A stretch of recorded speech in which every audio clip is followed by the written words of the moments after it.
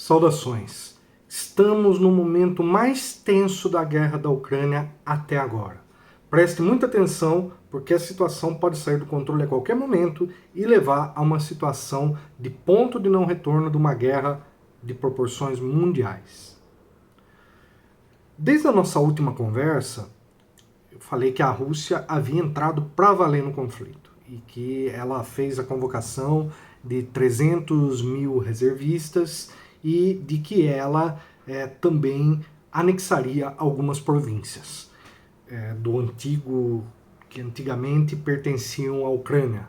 Antigamente, porque de fato hoje elas pertencem à Rússia, pelo plebiscito que foi realizado, mas são também reivindicadas pela Ucrânia e, portanto, são áreas em litígio. Então vamos entender melhor tudo o que aconteceu de lá para cá. A Rússia, praticamente, ela concluiu a sua primeira etapa do conflito, que foi quando ela bombardeou os principais centros militares da Ucrânia. Ela fez uma operação diversionista de tanques chegando próximo a Kiev, e nesse contexto ela ordenou as suas tropas na região do leste, e com isso ela retrocedeu para essas posições e passou a disputar, portanto, 4 províncias: Donetsk, Lugansk, Zaporizhzhia e também a província de Kherson. Todas elas fazendo um corredor em direção à Crimeia, que a Rússia já tinha anexado em 2014 em razão do golpe de Estado que a Ucrânia passou. Bom, o assunto aqui ele envolve uma série de novidades nesse palco geopolítico. Então, nós temos um fato que aconteceu logo em seguida desses anúncios da Rússia, dessa convocação desses reservistas e do anúncio da Rússia de que ela anexaria essas províncias.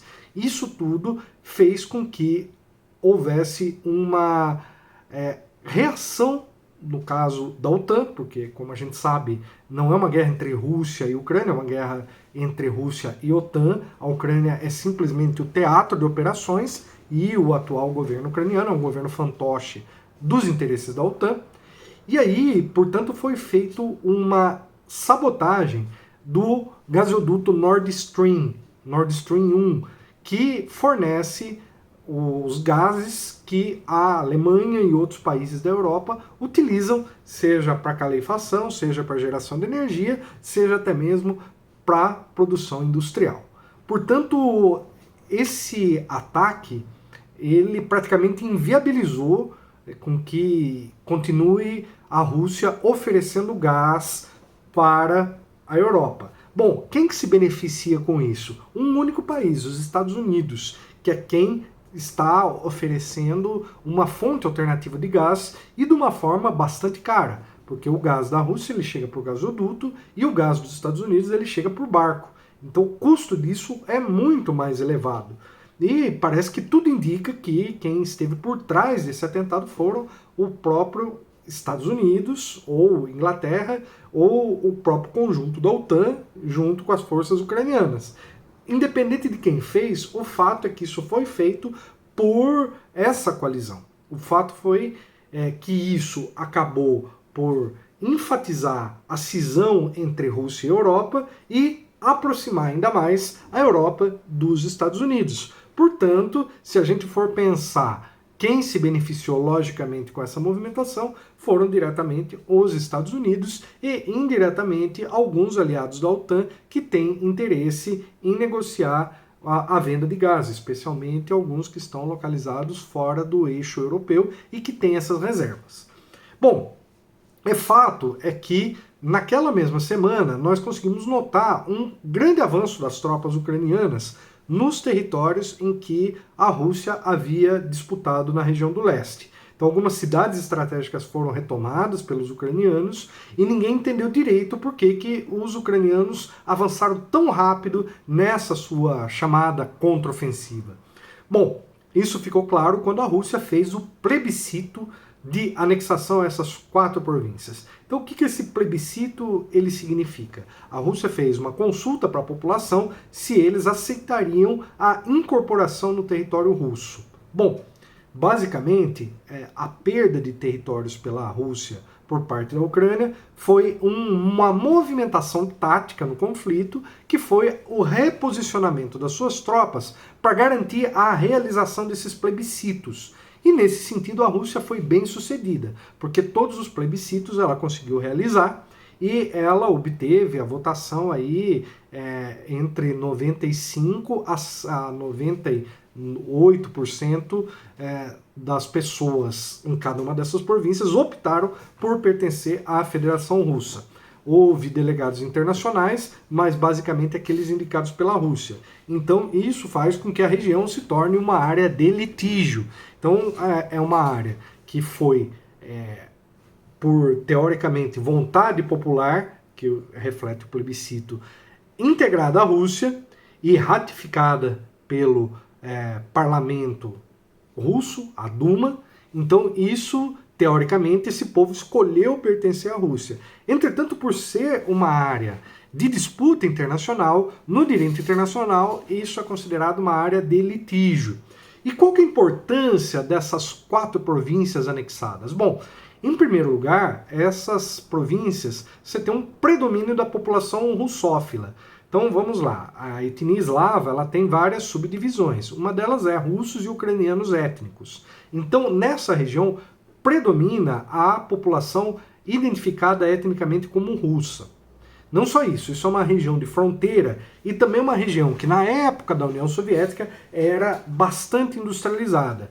Então nós tínhamos ali, por exemplo, posso até dizer tínhamos, porque essa fábrica foi praticamente destruída, a Azovstal, que é uma das maiores fábricas de siderúrgicas da Europa. É uma fábrica assim, gigantesca, talvez seja até a maior do mundo. Talvez na China deve ter alguma coisa que compita com ela, mas ela é assim gigantesca, da mesma forma que a região ali de Donetsk e de Lugansk é muito rica em minerais. E também a gente tem a região de Zaporizhzhia, onde é muito importante a central de energia atômica lá, que produz eletricidade para praticamente todo o território ucraniano. Então boa parte ali, né, exceto as regiões ali mais a oeste, mas praticamente todo o leste ucraniano é abastecido pela usina nuclear de Zaporizhzhia, que é muito grande e que vem sendo alvo desde que os russos passaram a controlá-la, ela vem sendo alvo de uma série de ataques ucranianos. Então, o interesse russo em manter essa usina é não apenas garantir as atividades econômicas dos territórios anexados, como também evitar com que o regime de Kiev tenha acesso a material de origem nuclear. Inclusive, posso usar isso para fins militares. Então você tem ali um interesse civil nessa anexação, mas também um interesse militar. Bom, diria que a guerra ela acontece em vários frontes, e um deles é a propaganda. Então, em termos da credibilidade da Rússia, ela conseguiu garantir, portanto, a realização desses plebiscitos. Isso é muito bom para o público interno, porque o público interno vê uma certa consolidação e proteção daquela população que estava sob ameaça do regime de Kiev. Então, isso resulta numa movimentação importante por Putin. Inclusive do ponto de vista da legislação, caso esses territórios venham a ser atacados, a Rússia pode declarar guerra à Ucrânia. Sim, pessoal, já estamos nessa guerra desde fevereiro de 2022 e até agora a Rússia não declarou guerra. O que isso significa? Que ela ainda mantém a retórica de que se trata de uma operação especial. O que significa ela decretar guerra? Ela tem muito mais poder de mobilização de tropas e uso de armamentos, como por exemplo o próprio armamento nuclear, no caso de ela sentir alguma ameaça a territórios seus. Como agora essas 4 províncias passam formalmente a pertencer ao território russo na perspectiva russa, pelo direito russo, pela legislação russa, pelas constituições e sistemas legais, a Rússia pode declarar guerra e, portanto, usar inclusive armamentos atômicos. Então, o que significa? Que, basicamente, o tabuleiro da guerra ele vai se movimentando. Então, a Ucrânia avança em lugares que a Rússia tinha avançado, mas ao mesmo tempo a Rússia consolida posições em que a Ucrânia não consegue atacar. Imagine o seguinte, que numa situação normal, o que a Ucrânia poderia fazer é evitar esse plebiscito, fazer com que acontecessem bombardeios, ataques ou qualquer movimentação que impedisse a realização do plebiscito. Só que a Rússia conseguiu com muita tranquilidade a realização desse plebiscito, sem dificuldade. Logo, significa que a Rússia conseguiu proteger essas áreas, pelo menos até a realização do plebiscito. E aí nós tivemos um fato que aconteceu na última semana que mostra claramente que a Rússia ela está passando por dificuldades no fronte do convencimento ideológico internacional sobre a justeza da sua causa nessa guerra. E aí o Prêmio Nobel, que todos nós já sabemos que o Prêmio Nobel sempre foi a favor do belicismo ocidental. Então, o Prêmio Nobel deu o Prêmio Nobel da Paz para Obama, que depois de receber o Prêmio Nobel fez mais guerras do que Bush. Então, o Prêmio Nobel da Paz, muitas vezes, ele é dado a pessoas que cometeram genocídio, mas que decidiram, vou parar por aqui, e aí parou de matar por um tempo, se tornou um bonzinho. Então, esse prêmio não é uma boa referência para quem de fato está comprometido com a paz, mas ele mostra uma sinalização política do Ocidente, porque é um prêmio, basicamente, de orientação da doutrina ocidentalista, da Europa, dos Estados Unidos. Então ele sempre premia quem eles acham que, de certo modo, está dialogando com esses interesses estratégicos. E aí o Prêmio Nobel da Paz foi dividido entre 3 dessa vez. Um russo, um bielorrusso e um ucraniano, no caso, organizações. Então essas organizações, que são teoricamente ligadas à paz, mas que têm uma perspectiva crítica ao governo russo e bielorrusso e uma perspectiva crítica à invasão da Rússia na Ucrânia sob a perspectiva da organização ucraniana. Então essas 3 organizações vão levar o Nobel da Paz, sinalizando que para os jurados do prêmio Nobel, o Putin é realmente o culpado e o presidente da Bielorrússia também é o culpado, e eles não premiaram os Zelensky, acho que foi até sábia a decisão deles, porque senão eles já estavam declarando o lado nesse conflito, mas colocaram então uma ONG ucraniana alinhada com os interesses da guerra. Portanto, é toda uma movimentação em múltiplos aspectos, e o Prêmio Nobel é apenas mais uma pecinha movimentada nesse sentido. Mas o grande fato que realmente marcou essa semana foi o bombardeio da ponte que a Rússia construiu para conectar-se com a Crimeia. Então vamos entender o seguinte: o Mar de Azov, que agora passa a ser um mar totalmente controlado pela Rússia, que é onde a Rússia anexou as províncias, então aquelas províncias que a Rússia acaba de anexar, elas dão acesso por terra à Crimeia. A Crimeia a Rússia já tinha anexado em 2014 e todo esse conjunto do Mar de Azov passa a ser controlado pela Rússia.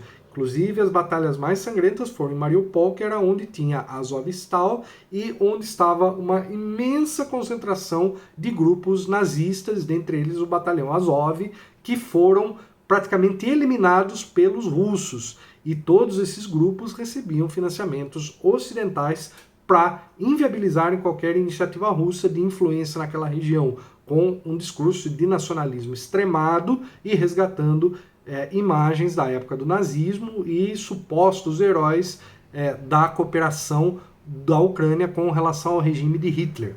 Então, isso tudo foi brutal, a batalha ali da Azovstal. Teve um fato, inclusive, que chamou a atenção, que esses nazistas foram levados para uma prisão, eram os nazistas da fábrica do Azovstal, e aí eles estavam ali sob detenção russa e foram bombardeados. E aí houve uma troca de acusações. De um lado, a Rússia disse que quem bombardeou essa prisão foi a Ucrânia para fazer queima de arquivos. Do outro, a Ucrânia acusou a Rússia de ter não respeitado o direito internacional e ter feito execução sumária deles.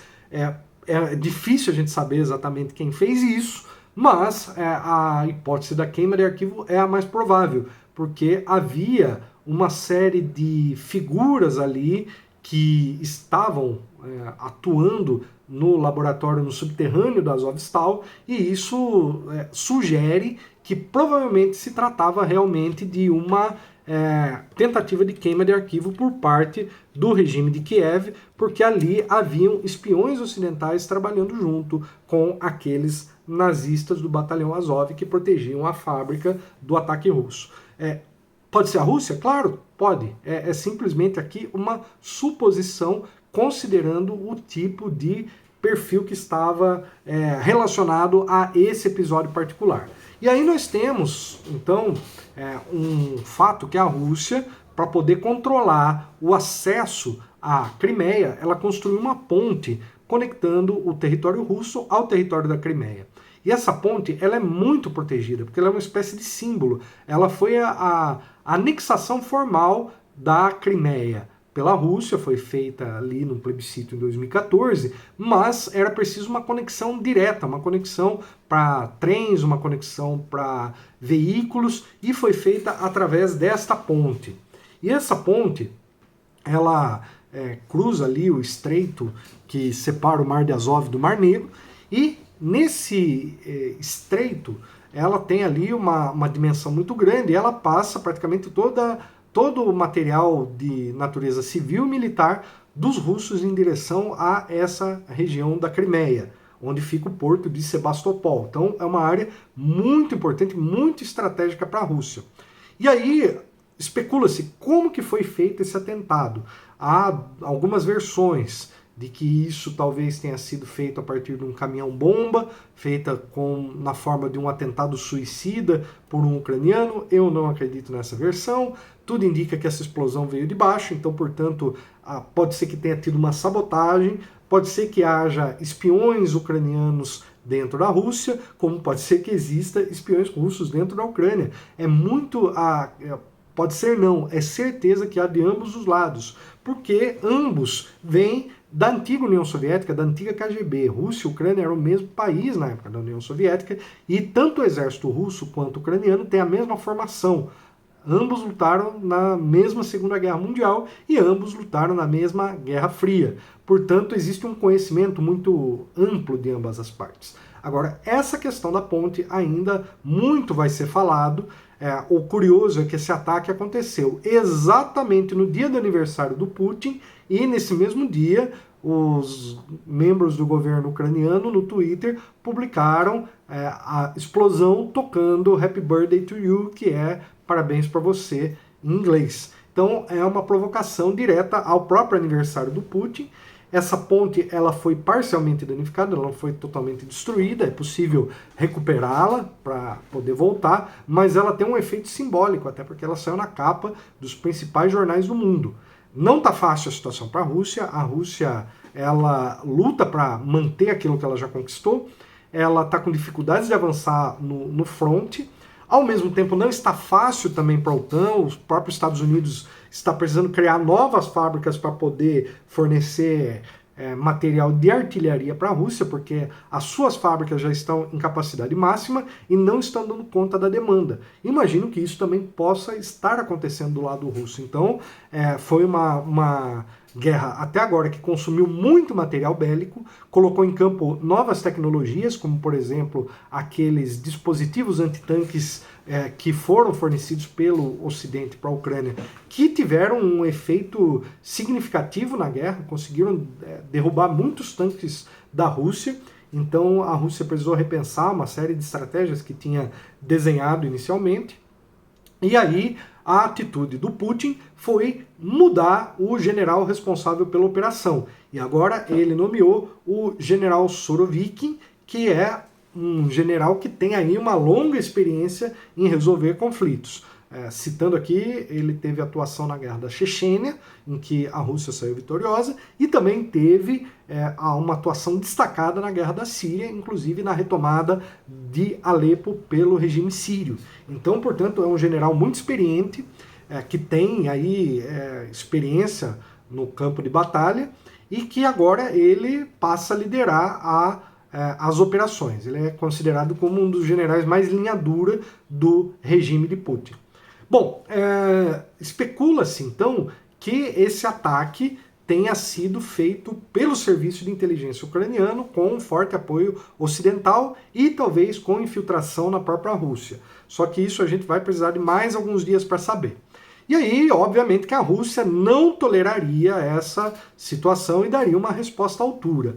E hoje, que nós estamos aqui fazendo esse vídeo, 10 de outubro de 2022, a Rússia bombardeou a capital Kiev como ela não fazia desde o começo do conflito. Então, nesse momento, a capital ucraniana Kiev segue sob bombardeio. Cada hora a gente fica sabendo de um novo lugar, estão chegando uma série de imagens. É um bombardeio bastante pesado e uma resposta agressiva a o que significou o bombardeio daquela ponte. Bom, obviamente que até agora a Rússia não teve interesse em dizimar o regime de Kiev.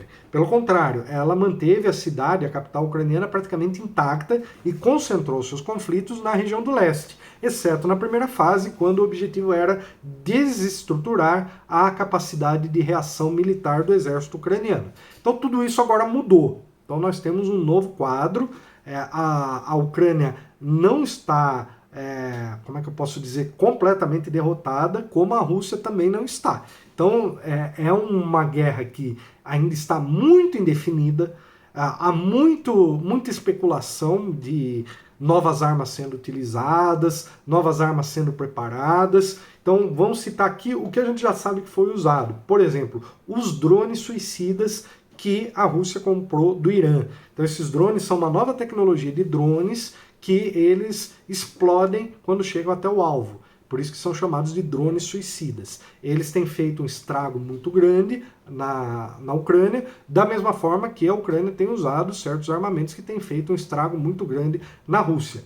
Então, o que eu imagino, que agora esse conflito vai ter um aumento de escalada, inclusive da própria retórica militar, que o Ocidente fica insistindo, daí a Rússia responde, a Rússia fala que ela pode usar armas nucleares para proteger o seu território, o Ocidente fala em utilização de armas nucleares caso a Rússia venha a utilizar desse tipo de artefato, que levaria a uma escala e a um colapso geral. Mas eu não acredito nessa possibilidade, pelo menos por enquanto.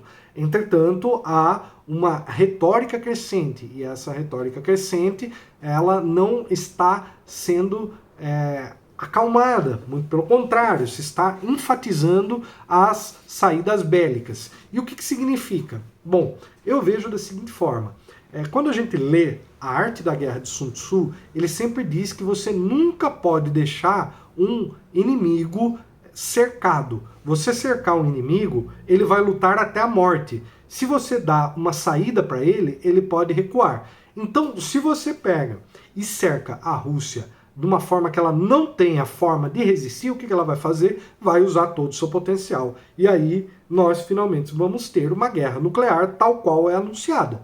Mas eu acredito que, por mais que se faça esse tipo de ameaça, eu acredito que não se chegue a isso. Mas você tem um ponto de não retorno. E quando você tem o ponto de não retorno, não vai adiantar. Se a Rússia em algum momento sentir que ela está acuada, que ela vai perder tudo que ela conquistou e que ela vai ficar isolada em termos militares e que não resta outra alternativa que não seja um ataque nuclear, a Rússia não vai hesitar em fazer isso.